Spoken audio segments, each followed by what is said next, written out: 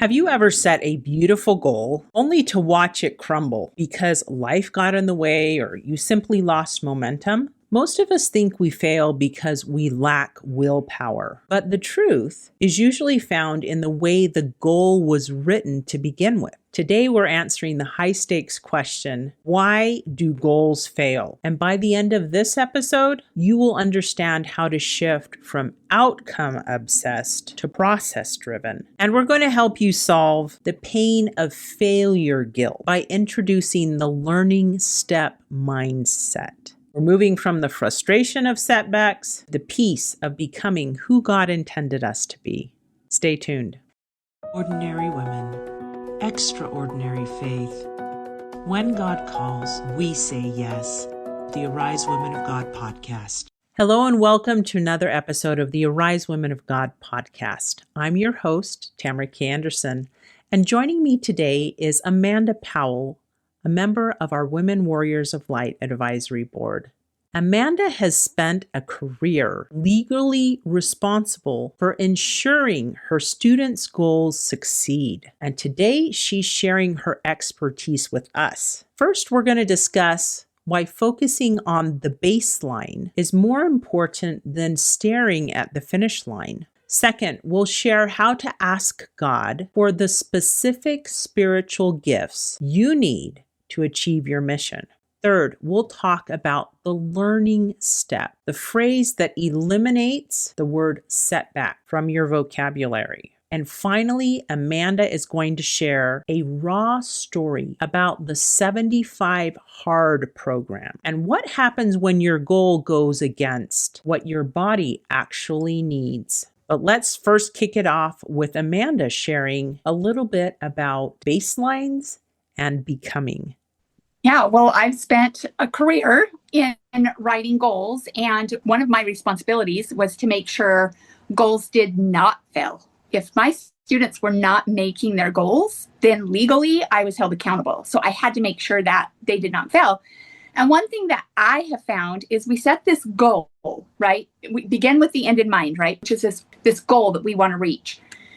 Sometimes we forget to set the objectives, which is really the path to get us there. And for me, that became the important part, right? So you have where you're starting from, you have your baseline. This is where I'm at right now, and this is where I want to be.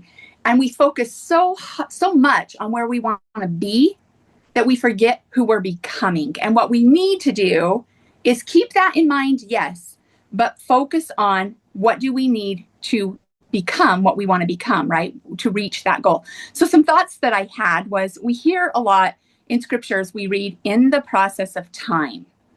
And I think that goes so hand in hand with goals because in the process of time, we're going to reach this goal, but we actively need to be taking steps, which become our objectives. And we need to celebrate every step that we take. You know what I mean? So that's what we need to do. One thing I love to do when I'm setting a goal, right? Because I am a big goal setter.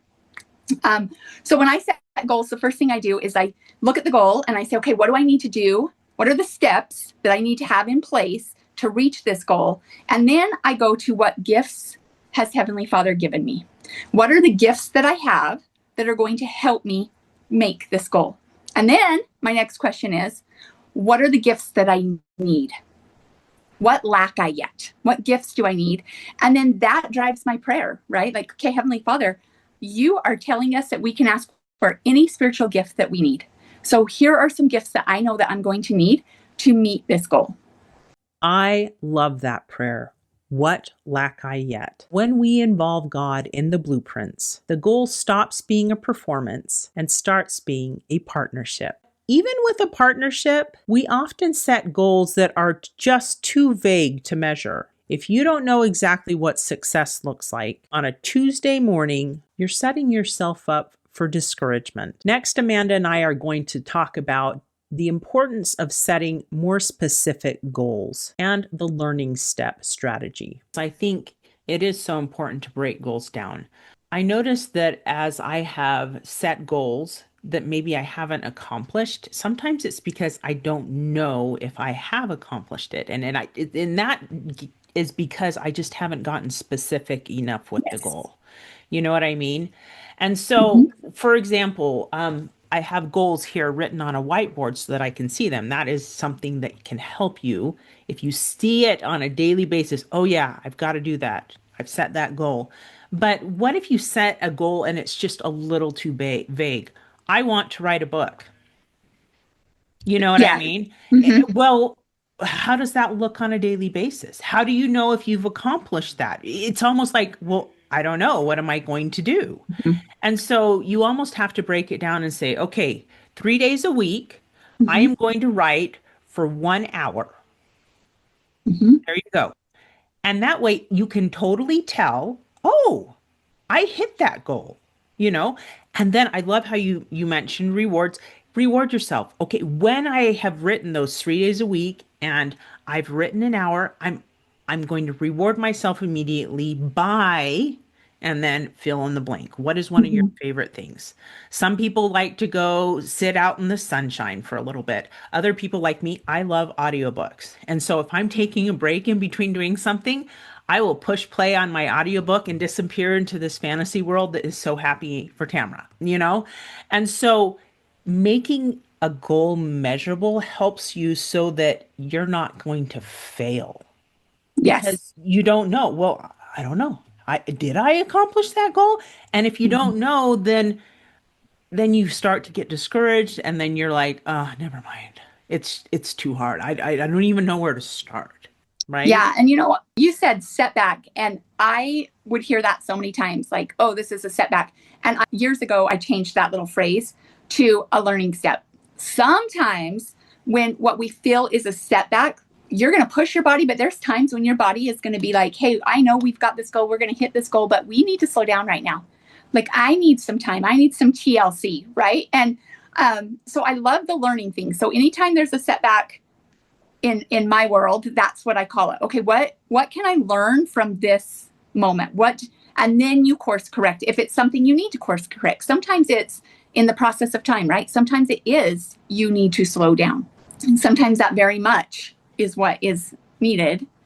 So there you have it. It's not a setback, it's a learning step. This perspective shift is vital because when we get sick or life throws us a curveball, our all or nothing goals, like the famous 75 hard program, can actually become a trap of defeat. Next, Amanda is going to share the danger of all or nothing goals with a personal, raw story that taught her a critical lesson. So a few years ago, my daughter calls me up and she says, Mom, I really want to do 75 hard. Have you heard about 75 hard? Okay. It's a crazy exercise program that literally, like, you drink a gallon of water a day, you eliminate something from your diet, and you add a healthy choice into your diet. You have 2 exercise rotations of 45 minutes each. One has to be done inside, one has to be done outside. You read 10 pages of a nonfiction book. You connect with somebody. So, like, I mean, the idea behind it is great. So it was one that I could get onto, right? But I knew that I could not do 75 hard. And so, given my background as a sped teacher, I knew modifications and accommodations were everywhere. So I did 75 soft.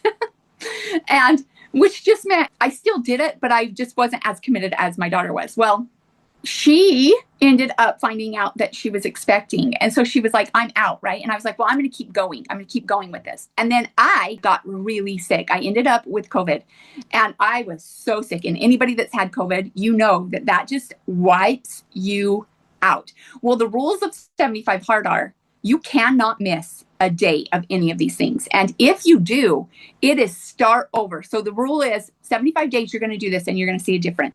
But if you miss a day, you have to start over. And come rain or shine, right? Snow or hail, you are walking, right? You are outside in that weather doing something. And so I got COVID. Well, I mean, wiped me out for 10 straight days. Okay. Knowing that I had to start over, I gave up. I was like, no, that's ridiculous. But had I been able to say, okay, what am I becoming? Man, I am reading a nonfiction book that is making me become so much better in so many areas every single day.